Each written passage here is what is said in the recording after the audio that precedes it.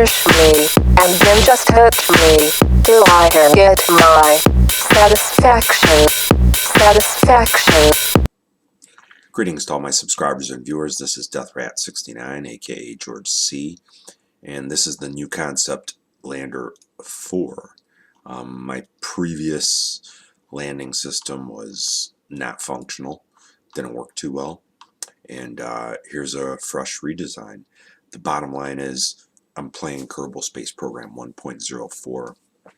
With the advent of Kerbal Space Program 1.02, they introduced a different aerodynamic engine and also a different reentry engine, and a lot of my previous lander designs just would not land with the new reentry physics, and the crafts were going out of control, destabilizing, breaking up on reentry. They just weren't landing. They were a little too big. So here I've kind of centralized the mass towards the bottom of the craft and made a smaller craft, and let's see what it does here. I mean, there's the craft. It's a lander. What the mission is we need to go into orbit, then use the deorbiting engines, deorbit, land, take off, and get orbital again into a stable orbit. So that's the mission. This is just a research and development experimental flight. This lander will be used in other larger craft in the future if it works. This is our second stage. It's totally asparagus tuned, and we'll get more into that when we flight test it, but it's totally asparagus staged. And here we have the bottom stage. So let's rock and roll. Let's launch. Okay, here we are. It's a glorious sunrise here in Kerbal at the Kerbal Space Launch Research and Development Center. So it's either a sunset or a sunrise, not really sure what it is, but here we are. Let's do it. Let's launch. Actually, let's get rid of the landing guidance system. Let's get the ascent guidance system ready to go, and we're going to go for an orbital altitude of 80 kilometers. Okay, let's activate the SAS stabilization system, kick up the throttle. All right, 3, 2, 1, 0. We'll launch when it reaches 5,500. There we go, 5,500. Engage autopilot. It's looking like a good launch. Here at the Kerbal Space Center in glorious Kerbal. Alright. Well, let's get into orbit here.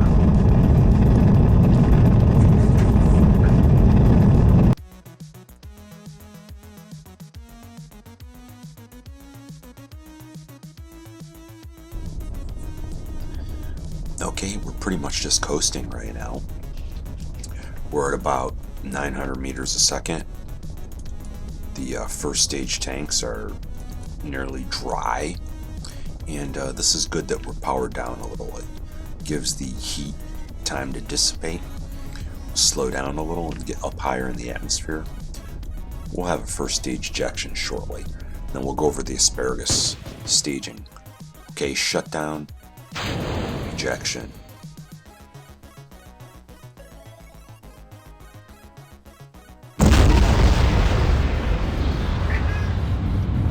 And ignition of stage 2. And stage 2 is really a beauty. Stage 2 is fully asparagus staged. And what exactly I'm talking about is, like, if you take a look at this stage, you'll notice all the fuel is running out. We're using a fuel line, running it to this stage. Whoa.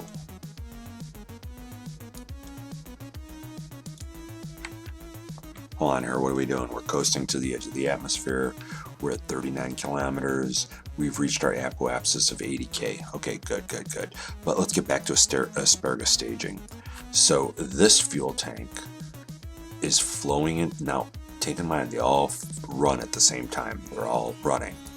So this fuel tank flows into that one via that fuel line, then flows into that one via this fuel line, then flows into this one via that fuel line. We're kind of doing the same thing here, there to here to here to here. Now, when the fuel runs out in this one, and then this one, they're discarded. So that's really asparagus staging. I'll put a diagram up, but it really helps you get further on the same amount of fuel. It's actually an ingenious concept. SpaceX uses it to a minor degree. Here, this is kind of unrealistic what we're doing in the real world, but the asparagus staging really kicks ass. Okay, let me turn on the RCS thrusters.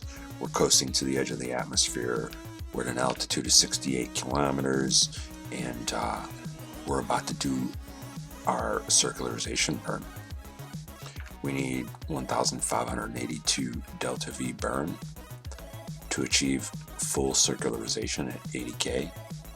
And in between all our various stages, we definitely have that for sure.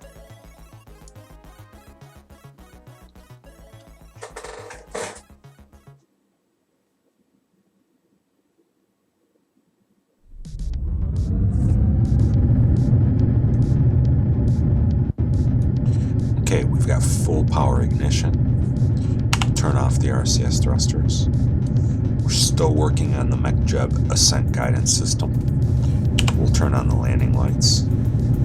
And take in mind, we've got an injection of our first asparagus stages.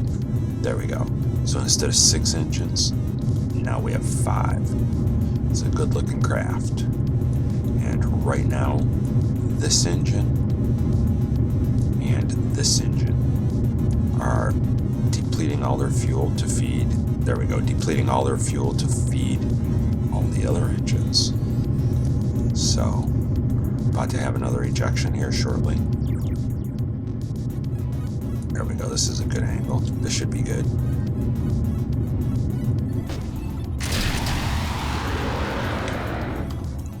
Very nice. Okay, and now we're on 3. 3 tanks, 3 engines. You notice the externals are flowing, and the internal is untouched. That's because the externals are flowing into the center while they're all burning. It's a rather ingenious method of using advanced plumbing to power your craft.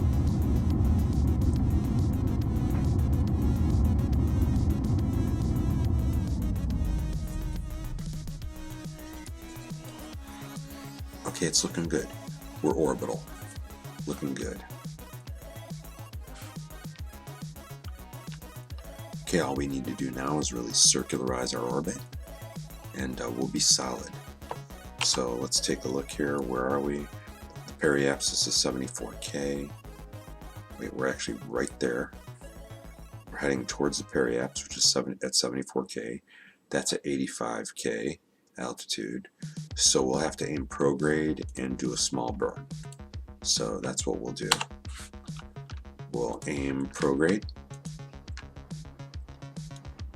Okay. Let's turn on the RCS thrusters. Cool. Turn them off. Let's fast forward just a little. Get close to the... I'm sorry. We actually want to aim retrograde. We want to make that one smaller by 10K. Okay, so let's aim retrograde. Turn on the RCS thrusters. And you'll ask, why am I being so anal here? Why do I want the same apoapsis and periapsis? It's because my landing guidance computer needs like a perfect circle to deal with. I mean, I could probably do some manual landing. I mean, that's how I learned to do it initially before I used the MechJeb, but I want to use the landing guidance computer. It just makes things better. So we've got a ton of RCS thruster fuel here. Let's take a look. Yeah, there's a ton of it. And let's just aim retrograde. We're 21 seconds away from the periapsis. We're right there. Let's do a real quick burn. Okay. Stop. Do another quick burn. Okay. Cool. Perfect. Alright. Well, let's, we definitely want to simulate what we'll be doing in the course of a mission. And during the course of a mission, we won't have this stuff as far as deorbiting. So let's get rid of it. Let's get rid of these. Wait, let's kill the ascent guidance system. We'll get rid of the externals. Excellent, the externals are gone. Let's get rid of the center tank. Okay. Let's go forward with RCS thrusters a little. Let's separate and let's activate the deorbiting engines right there. Deorbiting engines are activated. Alright, I'll have to put some more lights on this craft. And let's get over to the landing guidance system.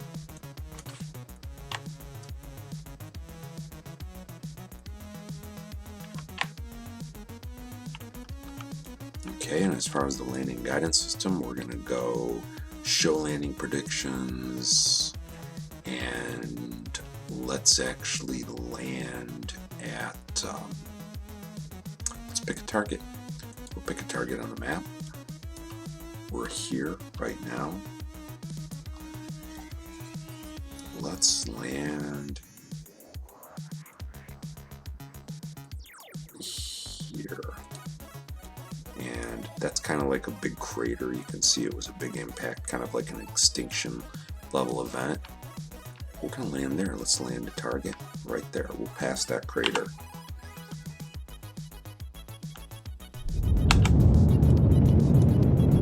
Okay, we've started our burn, and we're using the deorbiting engines here. They're actually KW Rocketry Wildcat 5 engines, and they're pretty kick-ass. Look at them. They burn purple. I mean, if they burn purple, you definitely have to use them. But they're good engines. Maximum thrust here, 230 kilonewtons. And we've got a difference of 400K. This is the target, and this is the predicted landing zone. You'll notice the predicted landing zone is moving right up to the target. 216 kilometer difference.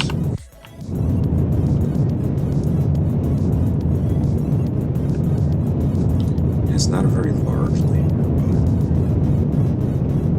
but it's highly functional.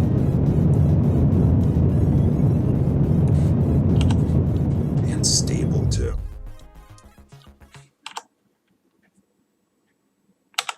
Little RCS thruster action. And you'll notice I'm turning the RCS thrusters like on and off, just trying to conserve fuel.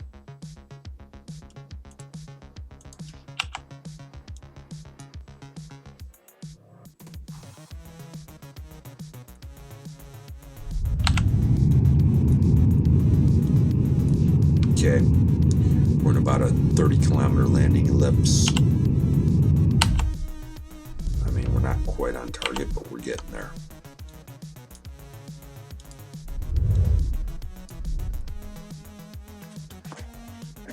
Not a ton of fuel left in those tanks.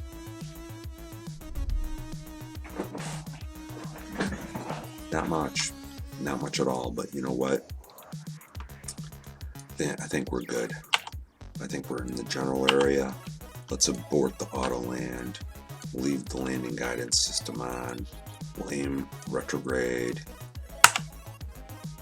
And let's re-enter. Let's do it.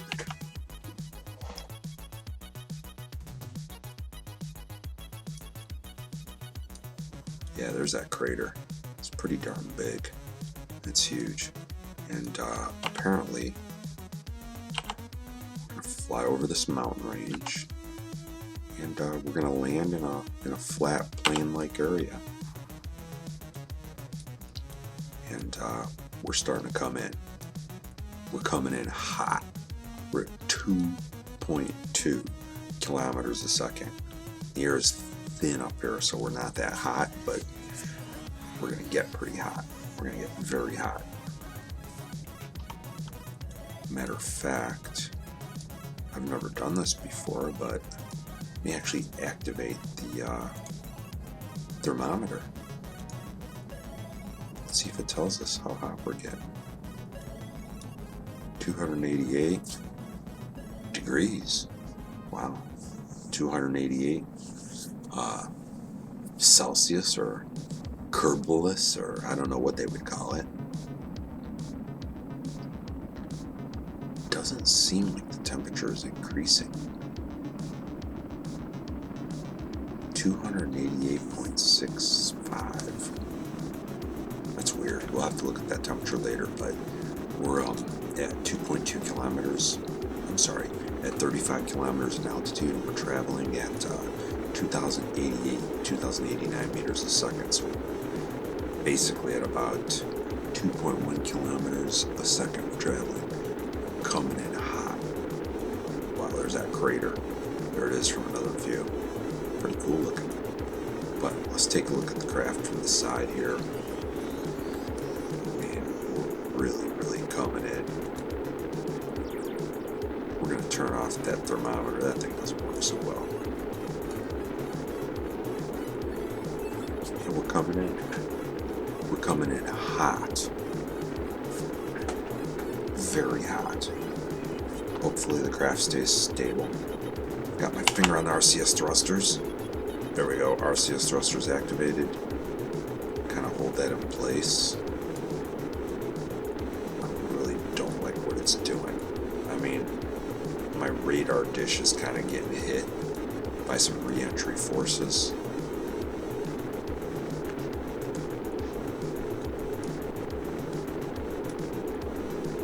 I'll have to put more RCS thruster fuel on this craft, or maybe even more RCS thrusters, especially in the nose. Yeah, it really looks like that's hanging down a little too low. We kind of have the wrong angle. I don't know if I need more lift or better wings. Maybe I need some more wings on this thing. Not wings, I mean fins or... Okay. We're definitely slowing down. We're 1.5 kilometers. 1.4 kilometers a second. Altitude is 16K. We'll get ready on the drogue chutes. I've got the drogue chutes programmed as hot button 7. We're coming in at 1.2K a second. We're at 14 kilometers altitude. We're coming in pretty hot. This is intense here. Yeah, the ablators are intact. Pretty good. Okay, we're at 13K.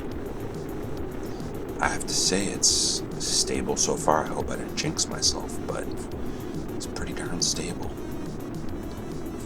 Okay, let's get this thing evened out with the drogue chutes. We'll wait until about 500 meters a second speed. We'll hit the drogue chutes. We don't want to tear the darn things off. I don't know what their maximum deployment speed is, but...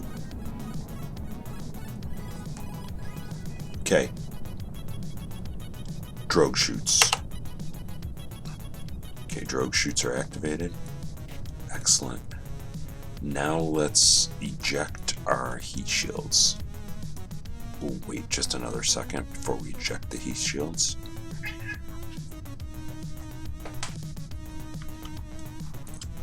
We're at an altitude of 7 kilometers. Our negative vertical speed is negative 142 meters a second. Okay, let's eject the ablator heat shields. Okay, let's activate the engines. Okay, let's actually cut the drogue chutes. Land somewhere.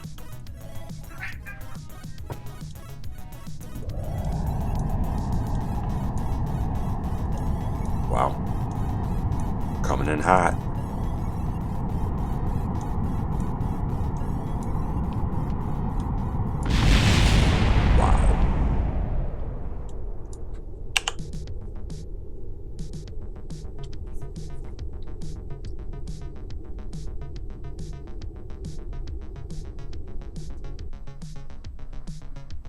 I have to say that's pretty intense. That's pretty intense. And That was definitely a success. It's been a while here. It's been a while since I've had a good reentry. That's solid. Might as well plant a flag. Well, let's do it. Let's plant a flag.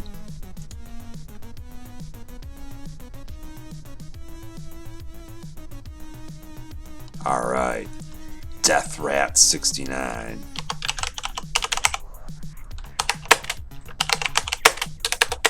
DEATHRAT69 rocks. Yeah, I even have my logo on my fuel tank, on my backpack. That's awesome. Okay, well, let's get back up there and let's launch. Okay, let's board. Alright, let's kill the landing guidance system. Alright, Bill and Jebediah are in the cockpit. Let's hit the ascent guidance system. Engage autopilot. Go. Let's retract the ladder. Retract the landing gear. Alright, here we go. The lander is airborne. And we're accelerating pretty darn fast. The external tanks are about to be ejected. We're about to be on the center tank. Right. Excellent. Okay, we've got a full load of monopropellant. You can see the craft's heating up.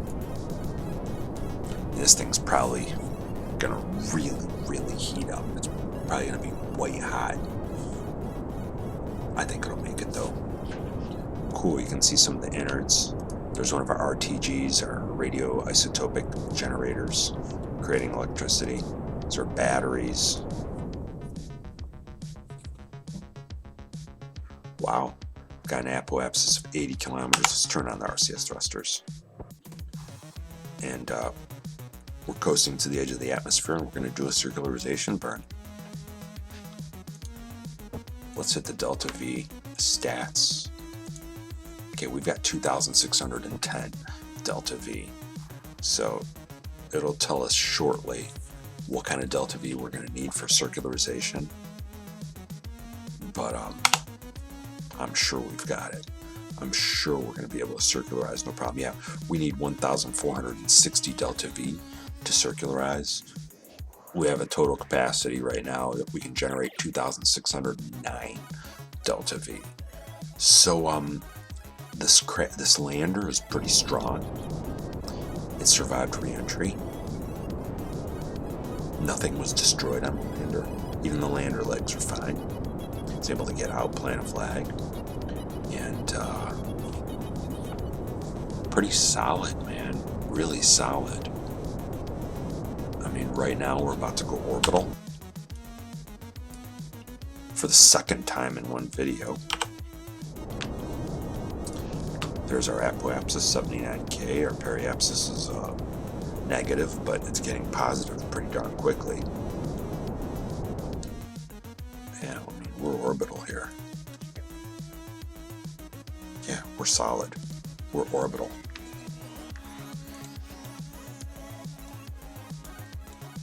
Excellent. Well, and I mean, pretty much what would happen is if this was an all-out mission, we'd have a nuclear mothership waiting for us. We would actually eject ourselves away from that stage. There's our docking clamp. We'd put on our RCS thrusters, and we'd open up our docking clamp, and we could dock in one of two ways. We could either dock from the front with that smaller docking clamp, or we could dock from the bottom. So this is a big success. You'll definitely see this lander in future videos. It'll be connected to other spacecrafts. This is DEATHRAT69 signing off.